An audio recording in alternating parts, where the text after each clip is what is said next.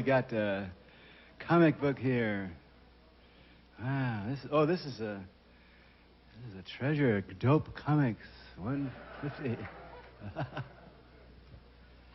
Now come cuddle close, my fellow evolutionary agents, and I'm going to whisper in your ears what we all kind of enjoy listening to, the ultimate conspiracy theory. Now, we'll call this Paranoia 101, all right? There is a great Super Bowl game going on this planet, and on all the planets. It's the old game of death against life. And as fellow pagans, you're ready to get a countdown. Now, we're not talking about low-level assassinations theory. I'm not going to tell you about that time in David Rockefeller's penthouse, you know, with that big oak table and the picture of Nelson up there with a gold frame around it, and all those Ivy League men with Masonic demolay pins. No. Hey, Nelson, we got a little trouble with that young Irish president. He wants to stop the war in Vietnam and turn drugs over to the side. Oh, what? Well, I recommend the ultimate maximum demotion for him. Oh, yeah, right.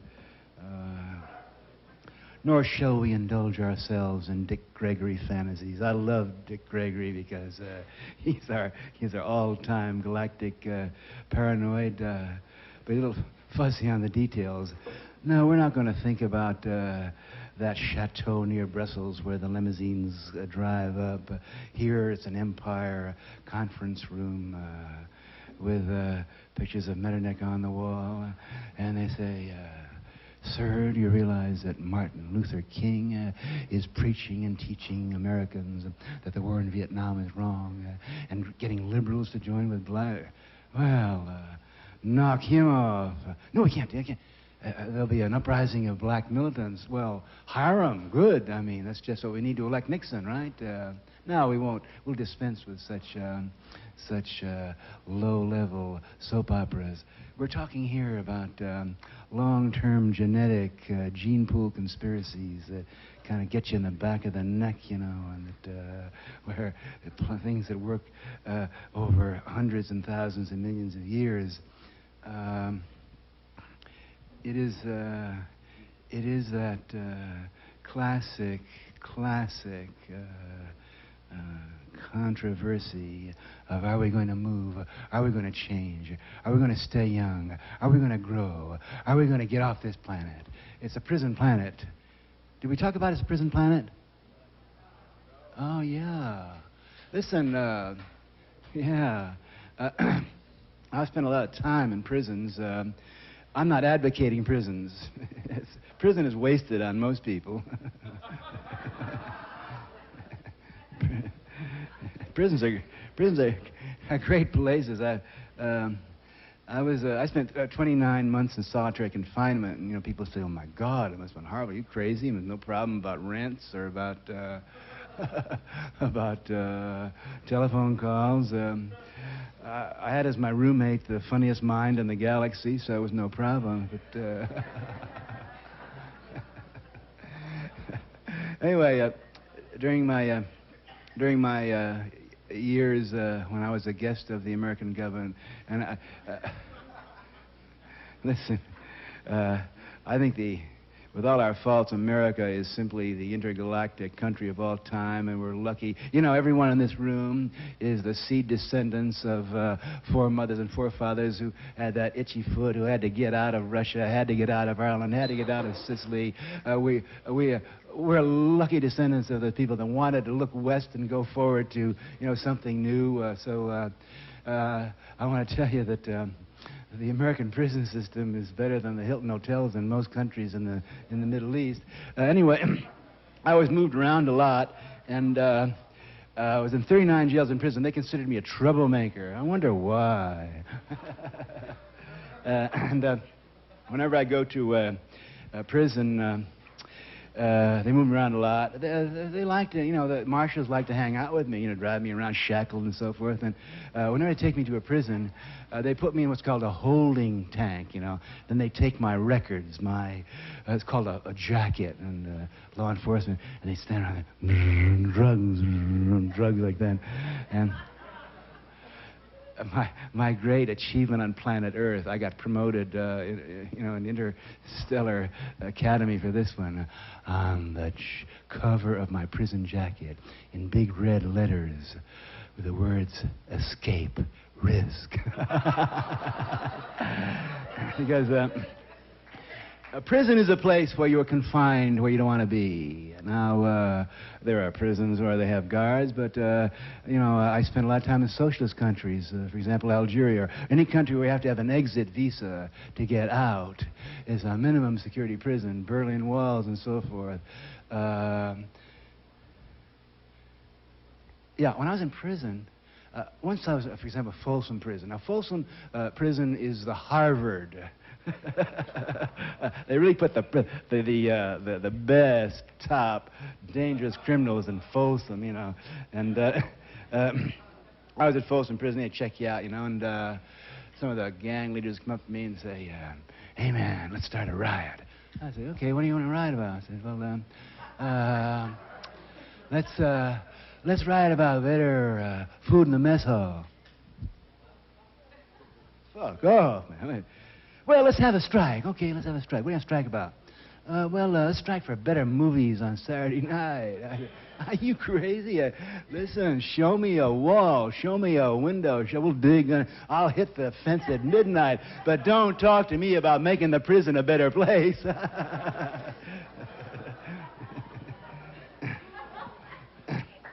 So, it's interesting, that the way to get off this planet, which is a prison, you have to be smart enough. You have to be intelligent enough. You have to get a team together to make the break. And in order to do it, you have to have escape velocity. So, I'm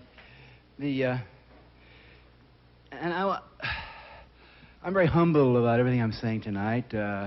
I know that the intelligence agencies of Russia, M5, the CIA, they're way ahead of us. They know exactly what bad shape this prison is in. They know there'll probably be a greenhouse effect within 30 or 40 years. The people who are running this country, Reagan and the geriatric set, they don't care, It's like, it's like one of these retirement villages, have a last dance. Bring Frank Sinatra in for the last waltz, huh? Yeah. Whoa! Because they worship doom and boom. To any Islamic believer, get it over with. Let's die and get up there. To a good Christian, get it off. Come on. This guy Watts, he's saying, well, and the fundamentalist Christians say, well, why worry about the redwoods? Because, Ralph is coming to save us within 5 years. They're counting on Ralph to end the world by the 1984 budget, so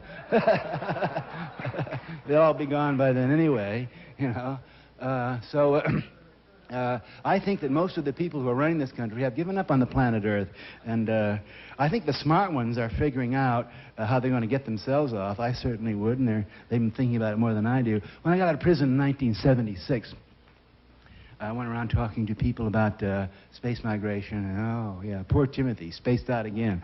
Oh yeah, but the way species mutates is not through politics.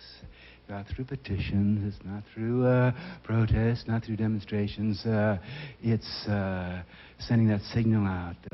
1 understands, then 10 understand, then 100 understand. It's that critical mass, and then it moves. Now, it's very interesting what's happened in the space program. About 5 years ago, in our innocence, the space shuttle. Remember, they were selling space on that shuttle. High school kids could pay $1,000 and take their little experiments up there. It was an interesting time in those innocent days when they were actually giving reserved tickets for the first space shuttle for passengers. And interesting, three men had a priority list. The number one was a 90-year-old man named Lowell Thomas. You know, he's a great tripper in his own. How about a round of applause for Lowell Thomas, right? The second was Walter Cronkite, who's in his 60s, and then Hugh Downs, who runs the geriatric program. And so that's good, that's good. But there's no more talk about that now because the military's taken over the space shuttle. Because the military knows that who controls space controls the planet Earth. Get that high ground. They're going to get their own asses out. And I would if I were them, but we've got to realize that it's got to be done with self-selection, and we got to get a very interesting statistic. It's amazing to me how you Quaaludes? Couldn't be me. A wonderful Gallup poll about 2 weeks ago, I don't know if you saw it, said, they asked this question to the American people. Do you believe in the space program? Do you want to put more money into it? You know, at a time when everyone's grabbing money. It's interesting. 60% of the American people want to spend more money in space. Then they asked the real bottom line question. Would you personally like to go into space? 42% of the American people said, yeah. That includes moral majority, that includes Mississippi rednecks, that includes 42% of the American people personally want a trip out. Now, the demographics are kind of interesting. A majority of American men, 52% of them, boom, we're up. 52% of American, are you all right? Are you all right? Okay, good. 52% of the American men, you know, old men, young men, left, right, want personally to go into space. I consider that an amazing statistic. Only 1 out of 3 women want to go. That's understandable because women are smarter than men. They're not going to take that precious egg supply up there until the men have, like, the conquistadors and so forth. And but sooner or later, they're going to realize that the best neighborhood and the best place to make love is zero gravity. And you want to have your kid grow up on a slum like the planet Earth. Anyway, that's going to come on. Another interesting statistic is geographic, east and west. A majority of Westerners, a majority of people living on the West Coast want personally go into space. Only 1 out of 3 East Coast people do it. They're still trying to fix up the subways or something here. Well, we in the Pacific Coast admire you New Yorkers so much. I mean, to be an urban pagan is tough, isn't it? And I love to come to New York. I wandered around New York City. Boy, is it a time travel, huh? I feel like Captain Kirk walking through New York because it's wonderful. So our species is ready to get high. And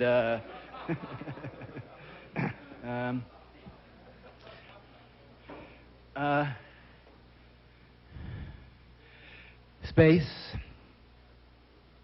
life extension. Life extension.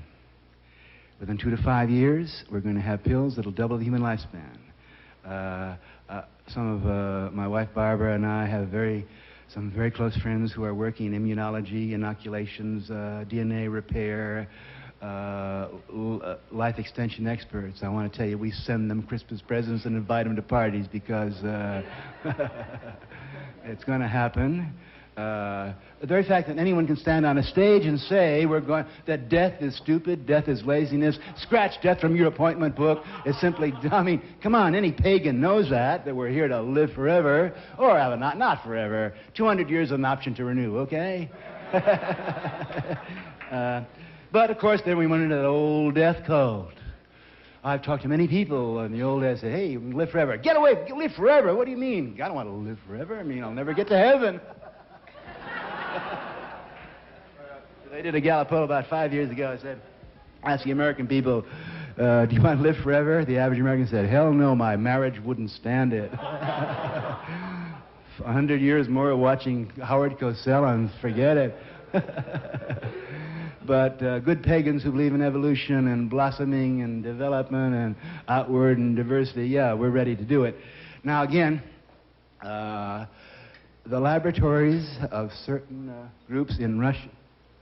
Oh my God, are we off intergalactic communication? Come on, give me that beam.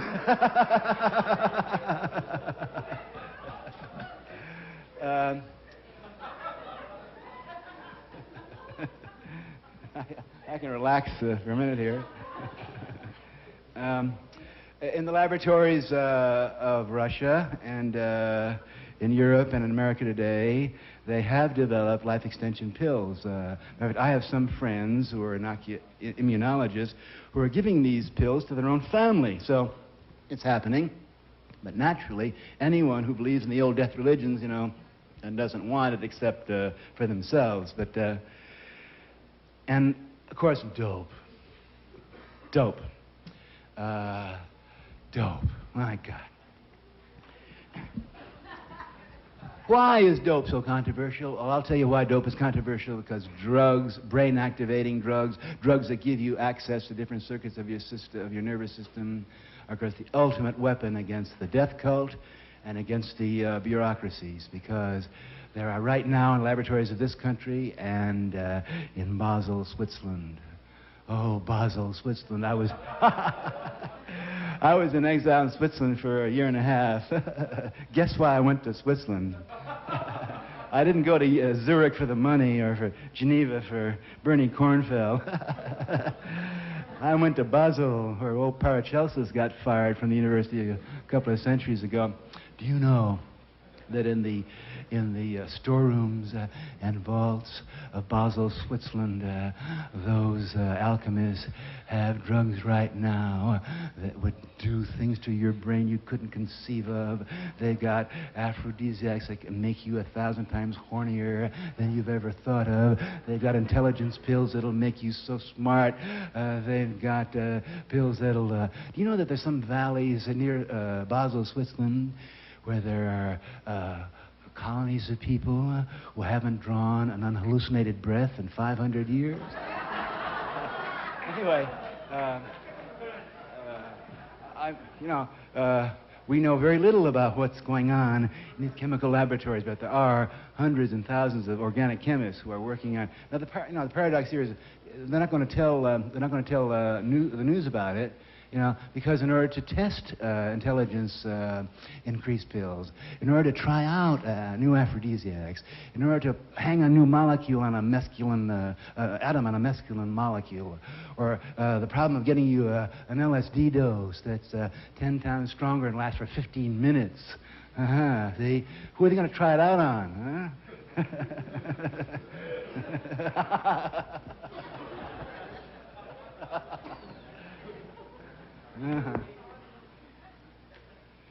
Well, are there any questions? No. I'm going to tell you a little bit about... I'm rather embarrassed, but I'm resigned to the fact that evolution works at its own pace. You see, about 20 years ago today, Aldous Huxley taught the band to play at Harvard University. He came breezing in there when I was a young lad of 40, and he started telling us about these magical brain-activating substances. Now, in those days, we were dealing with primitive and crude instruments. I remember we were like Wilbur and Orville Wright with those early LSD experiences. Hey, Wilbur, you all right? There goes Aldous Huxley. Aldous, you all right? Watch that tree, Aldous. There goes Aldous! Here comes Aldous. How about a round of applause for Aldous? Hey! Here comes Richard Alpert, rubber-bombed us. How about that? I saw Richard Alpert came over for a day about a month ago. He's doing great. I mean, he's giving up being a holy man. That's smart. I told him, Richard, don't paint yourself in that corner too long. he's doing wonderful. He's changing and growing, and he's out there experimenting and moving around. He asked Richard Alpert, where do you live? And he said, here and now. Had a wonderful evening last night with Allen Ginsberg. I remember when Allen came to Harvard, blew our mind. Hey, Allen Ginsberg, how about that, huh?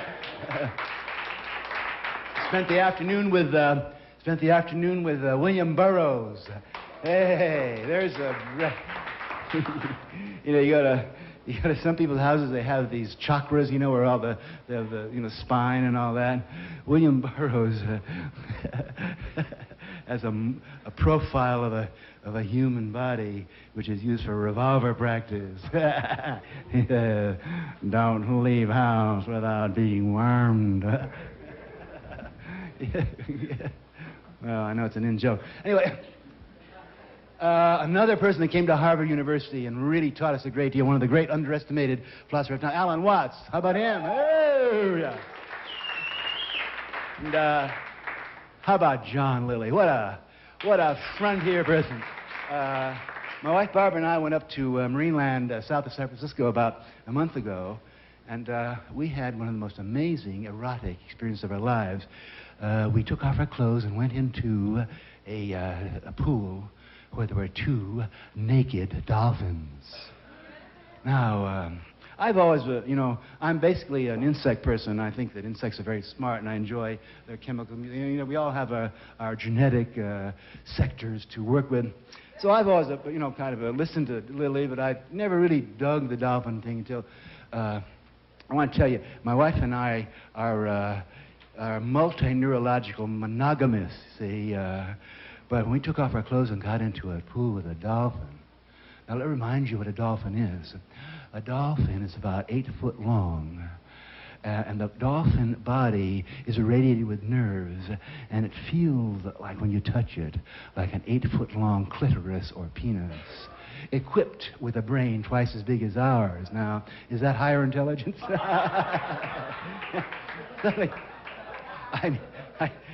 It was like Valley or New Jersey wife swapping. I'm suddenly in this pool, and there's this dolphin named Rosie, and you touch her body, and your hand just kind of slides through it, and then I was a robot, and automatically, suddenly my arms are around her, and she turns and gives me that grin.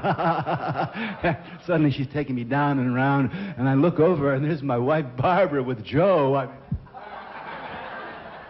Write a letter to Penthouse magazine. Tell you the truth, we've all been wounded by, our Judeo-Christian upbringing. When I went out of the pool and said goodbye to Rosie, I felt like, some slam-bam guy in town, like, I'll call you next time I'm in town, I felt guilty leaving her. But Lily said to me, we have a lot to learn about our inhibitions from the dolphins. How about a round of applause for John Lilly, huh?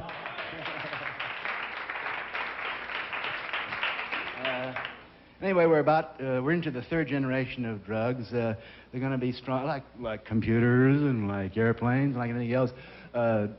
Television. The drugs that are coming out of laboratories now are stronger, more precise. They're safer, and that's going to be a help to us. Now, are there any questions? Is there any sacred cow I haven't insulted?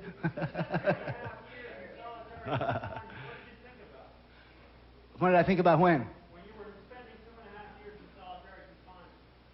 What did I think about? Yeah. Well, I spent a lot of time thinking about how to get out. See, I'm undomesticated. All pagans are undomesticated. You put a wild, free creature in you're looking... all I did was try to figure out, a way to... but I also wrote 7 books. I figured out a card game, which is a form of solitaire, which is a perfect meditative model of how to win. Solitaire, is a Judeo-Christian game. You lose all the time.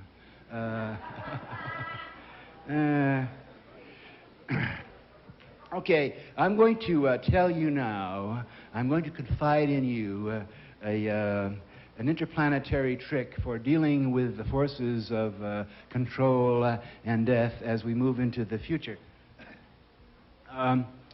For about 5 years back in the 60s, a group of us lived at Millbrook, New York in an enormous retreat where at the time we were dumb enough to believe in utopian fantasies and visions and improving ourselves and flowering and blossoming in the splendor. Hey, where's it gone? It's coming back. But anyway, we didn't know what we were doing. We were out farther than, Captain Kirk had ever been. So anytime people came to the door, we had no, the rest of the world's going crazy out there. Something about drugs that makes law enforcement officers crazy that don't take them, that problem. We had a real witchcraft. Well, it's going to take a long time to really understand what happened in the 60s. The real, it's like Salem, the culture freaked and went hysterical. Anyway, within Millbrook, we had no elite at Millbrook. We had a lot of people with fragile personalities held together by paper clips and rubber bands. I'm not talking about heavy-duty survivors, but there was never 1 minute at Millbrook where there was any fear, where our doors were always open, and we never had any weapons, and so meanwhile, the world's going crazy out there. And we had an open policy for a while. Anyone that came to the door, who's there? Jesus Christ. Okay, check your cross and come on in. Who's there? Buddha. Come on in, Buddha. Like that. Who's there? UFO. Okay, come on in. Right. We were ready to listen, learn from everyone. Interesting thing, there was never one act of violence. There was only one act of violence in 5 years in Millbrook, and that was a vegetarian beating up on a meat eater. I don't know what that means, but...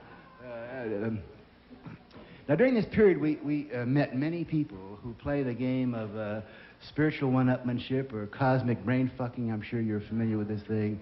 See, anyone that tells you anything about life that doesn't make you feel good and laugh, it's not right, because I want to tell you, I've just received word from Intergalactic Headquarters, and you're the first to know it. Evolution is working perfectly. There are no mistakes. Our species is not important enough to make mistakes. We're doing fine. We're growing. We're learning. Matter of fact, this is a rather dull planet. It's going along exactly as scheduled. So we had a lot of people coming along, though, that were trying to lay heavy trips on us. I remember one time there was a Christian mystic who came with followers. Now, followers! Don't talk to me about followers. Listen, I go so fast and high, you can't follow me. Come on, you want to fly formation? Yeah, but nobody likes followers. Nobody. Leaders don't like followers. Followers don't like followers. This mystic Christian came, he had his followers, and I got a can of beer, popped it, and I spray one up, and I put my feet up on the patio at Millbrook and started one of these games of, the death force versus the life force. And you know how these games are played. He started saying, what's the most important thing to you? And I said, well, intelligence. Okay, you can have intelligence, but I'll take wisdom. The love card came up. These are the old neurogenetic, racial, intergalactic, navigational monopoly cards. He got love. He got Christianity. He got spiritualism. He got brotherhood of man.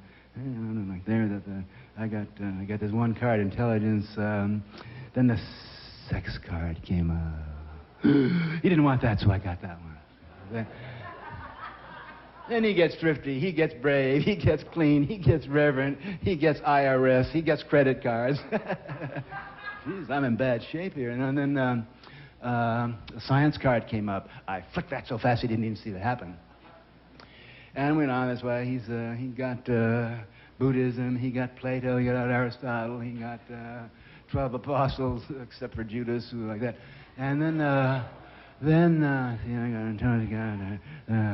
the dope card came up. So I got that. And went on. Pretty soon he had like every card in the deck. I had these 4 little simple cards. I had science. I had intelligence. I had dope. And I had fucking. And I said, I'll meet your bet and raise you the all-time pot. Thank you, and good night.